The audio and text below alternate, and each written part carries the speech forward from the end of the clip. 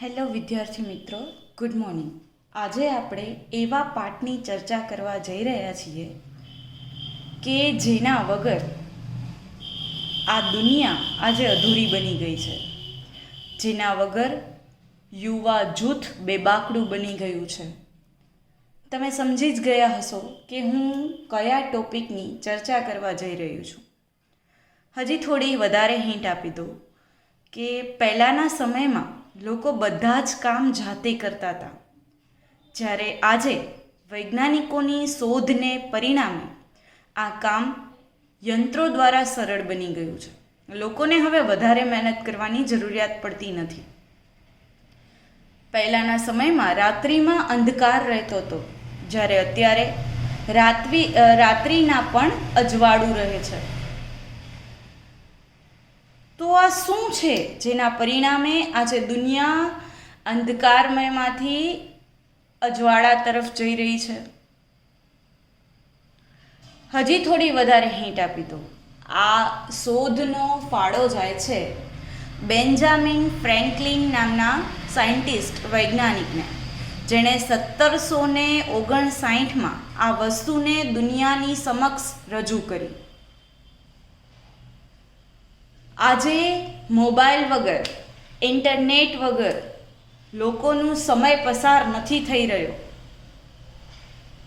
આજે પંખા વગર, એસી વગર ગરમી સહન નથી થઈ રહી. આજે માઇક્રોવેવ ઓવન, ટીવી, ફ્રીજ આ બધા વગર લોકોનું જીવન જીવાઈ નથી રહ્યું. બલ્બની જગ્યાએ એલઈડી લાઇટ્સ આવી ગયા છે. એલઈડી લાઇટિંગ આવી ગઈ છે દર તહેવારોમાં ઘરને પ્રકાશિત કરવા માટે. તો આ બધું કોને ફાળે જાય છે? યસ, એક જ શબ્દ, વિદ્યુત, ઇલેક્ટ્રિસિટી. તો હવે આપણે આ પાઠનો અભ્યાસ કરીએ એનાથી પહેલાં કેટલાક શબ્દોથી આપણે પરિચિત થવું જરૂરી છે. વિદ્યુત ભાર, વિદ્યુત પ્રવાહ, બરાબર. તો આ પાઠનો આપણે અભ્યાસ કરીશું એ પહેલાં જોઈ લઈએ કે આ ચેપ્ટર નંબર 12 વિદ્યુત, જે ફિઝિક્સ ભૌતિક શાસ્ત્રનો એક પાઠ છે, જેનું ઇંગ્લિશ થાય છે ઇલેક્ટ્રિસિટી. આ બોર્ડની પરીક્ષામાં 6 ગુણના માર્ક્સ તરીકે પાઠ પૂછાય છે, જેમાંથી એક પ્રશ્ન 3 ગુણનો હોય છે અને બાકીનું 2 માર્ક્સ અથવા તો 1 માર્ક્સમાં પૂછે. તો સૌથી પહેલાં જે મેં વાત કરી કે આપણે વિદ્યુત ભાર આ ટોપિકથી પરિચિત હોવા જોઈએ. તો સૌથી પહેલાં આપણે એની જ ટૂંકનોંધ ભણીએ કે વિદ્યુત ભાર ટૂંકનોંધ, બરાબર. તો આ વિદ્યુત ભાર શું છે? તો વિદ્યુત ભાર છે એ દ્રવ્યનો એક મૂળભૂત અને અંતર્ગત ગુણધર્મ છે. હવે આ વિદ્યુત ભાર 2 ટાઈપના હોય છે. નંબર 1 ધન વિદ્યુત ભાર અને નંબર 2 ઋણ વિદ્યુત ભાર. હવે ક્યારે કયો વિદ્યુત ભાર ઉત્પન્ન થાય?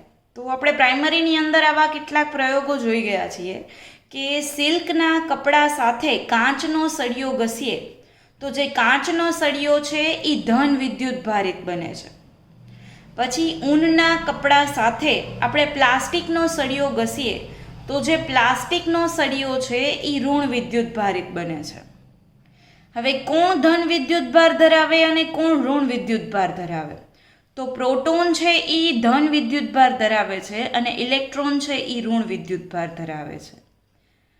જો કોઈ પદાર્થ ઇલેક્ટ્રોન ગુમાવે તો એ ધન વિદ્યુત ભારિત બનશે અને જો કોઈ પદાર્થ ઇલેક્ટ્રોન મેળવે તો એ ઋણ વિદ્યુત ભારિત બનશે.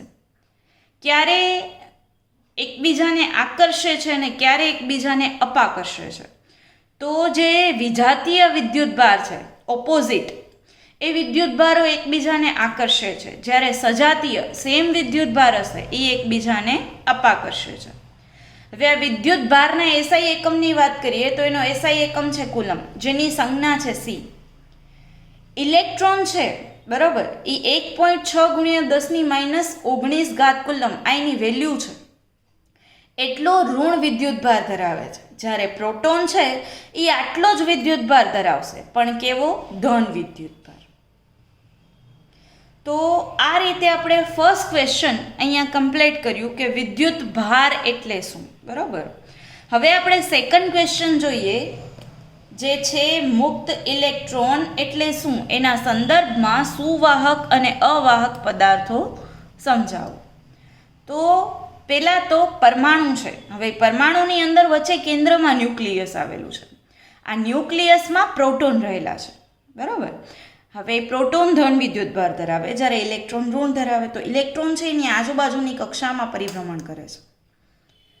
ધાતુના પરમાણુમાં જે ઇલેક્ટ્રોન છે અને ન્યુક્લિયસ છે, આ બે વચ્ચેનું અંતર ઓછું છે, એટલે એ આકર્ષણ બળ ઓછું ધરાવે વધારે અંતરને કારણે.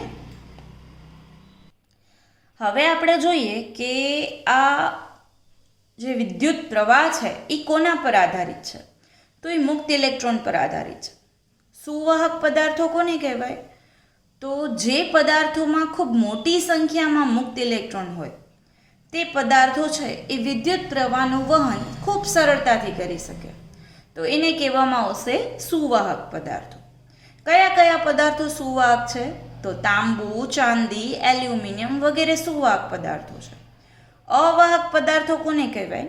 તો જે પદાર્થોમાં આનાથી ઓપોઝિટ મુક્ત ઇલેક્ટ્રોનની સંખ્યા ગેરહાજર હોય જ નહીં, અથવા તો બહુ લિમિટેડ હોય, તો એ વિદ્યુત પ્રવાહનું વહન સરળતાથી કરી શકતા નથી, તો એને શું કહેવામાં આવશે?